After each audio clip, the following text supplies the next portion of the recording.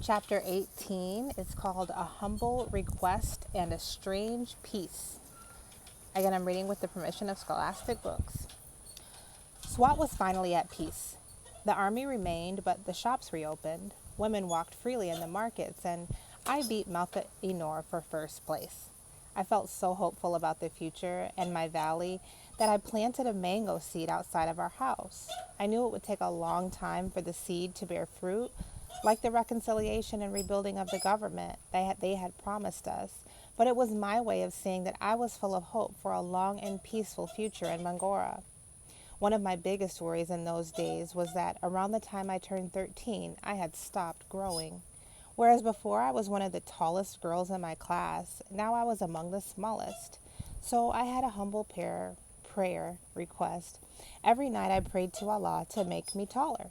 Then I measured myself in my bedroom wall with a ruler and a pencil, and every morning I would stand against it to check to see if I had grown. I even promised that if I could grow just a tiny bit, even an inch taller, I would offer 100 rakat nafal, extra prayers on top of my daily ones. I was speaking out at so many events, but I felt that my height got in the way of me being authoritative. I was so short that sometimes it was hard to get people's attention. In early 2010, our school was invited to take part in a district child assembly SWAT, which had been set up by the UNICEF Foundation and My Home Foundation for Orphans. 60 students all over SWAT had been chosen as members. They were mostly boys, but 11 girls from my school had participated. And when we held an election for speaker, I won. It was strange to stand on stage and have people address me as Madam Speaker, but I took the responsibility very seriously. The assembly met almost every month for a year, and we passed 9 resolutions. We called for an end to child labor. We asked for help to send disabled and street children to school. We demanded that all the schools that had been destroyed by the Taliban be rebuilt. Once the resolutions were agreed upon, they were sent to officials, and some even acted on. We were being heard, we were making a difference, and it felt good.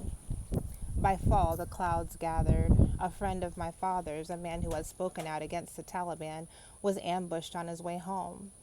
Then another man, a politician who had been critical of the Taliban, was killed by a suicide bomber. The summer of 2010 brought torrential rains, a monsoon that flooded the valley, sweeping away everything in its wake. Throughout Pakistan, more than 2,000 people drowned. Millions lost their homes, and 7,000 schools were destroyed. Our home was on a bit of a rise, so we were safe from the flooding, but our school on the banks of the river was hit hard. When the waters receded, there was chest-high watermarks. Our desks and chairs were covered with thick, foul-smelling mud. Repairs would be costly. The damage in Shangala was even worse. The fundamentalist religious leaders suggested once again that God had set a natural disaster as punishment for enjoying un-Islamic behaviors. By early 2011, the Taliban had blown up 2 more schools. They kidnapped 3 foreign aid workers and murdered them. And another friend of my father's, a university president who'd been outspoken against the Taliban, was killed by 2 gunmen who burst into his office. In May of that year, Osama bin Laden, the mastermind behind the 9/11 attacks, was killed in his hiding place in Abbottabad, just a stone's throw away from our military academy. Then an anonymous letter addressed to my father came to our house.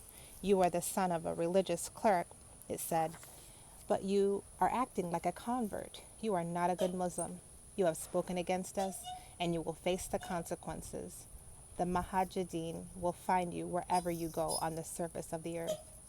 It was starting to seem as if the Taliban had never really left.